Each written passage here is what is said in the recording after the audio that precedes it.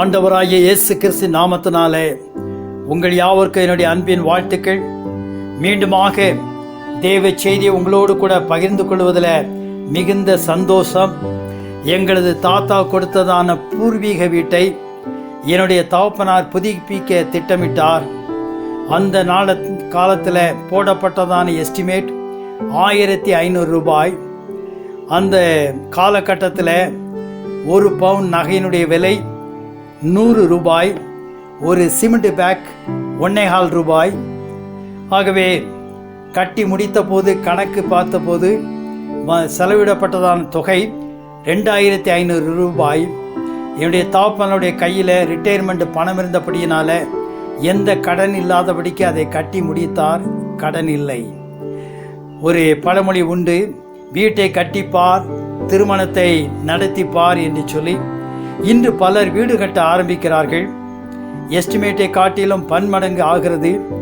Loan, interest, வட்டி என்று சில நேரங்களில் கட்ட முடியாமல் அவஸ்தைப்படுகிற குடும்பத்தை கண்டிருக்கிறோம். இதனாலே குடும்பத்தில் மன கஷ்டங்கள். ஆகவே திட்டமிடுங்கள், கட்டுங்கள். எனக்கு தெரிந்ததான ஒரு நபர் வீட்டை கட்டினார். அதோடு கூட அவர் நிறுத்தாமல் ஃபர்ஸ்ட் ஃப்ளோர் கடன் வாங்கி கட்டினார். கடன் கட்ட முடியாமல் திண்டாட்டம், முழு வீடும் போய்விட்டது. ஆகவே வீடுக்காக இருந்தாலும் சரி, அது திருமண காரியமாக தொழிலாக இருந்தால் சரி, உங்கள் பொருளாதார தகுதிக்கு ஏற்ப திட்டமிட்டு செலவிடுங்கள். கடன் வாங்கி கஷ்டப்பட வேண்டாம். கடவுள் உங்களை ஆசீர்வதிப்பாராக.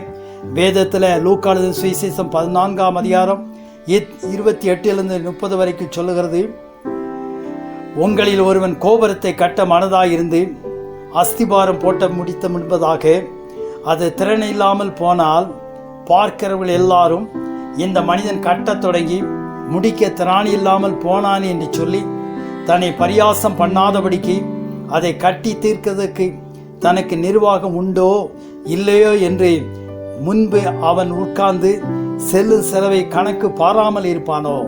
எங்கள் அன்பின் ஆண்டவரே, தொழில் செய்கிற யாராக இருந்தாலும் சரி, திருமணத்தை நடத்த ஆயத்தமாக இருக்கிறவர்களாக இருந்தாலும் சரி, வீடு கட்ட ஆயத்தமாக இருக்கிறவர்களாக யாராக இருந்தாலும் திட்டமிட்டு ஆண்டவரே தங்களுடைய தகுதிக்கு ஏற்ப காரியங்களை நடப்பிக்கும்படியான கிருபையும் ஞானத்தையும் பலத்தையும் நீர் கட்டளையிடும்படியாக செபிக்கிறோம்.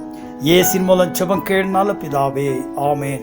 நம்முடைய கர்த்தராகிய இயேசுடைய கிருபையும் பிதாவுடைய அன்பும் பரிசுத்த ஆவியானுடைய கிருபையும் ஆசீர்வாதமும் ஆண்டவரை வீடு கட்டுகிறவர்கள், திருமணத்தை நடத்துகிறவர்கள், தொழில் செய்கிற ஒவ்வொருவரோடு கூட இன்றும் என்று சதா காலம் இருப்பதாக. ஆமேன்.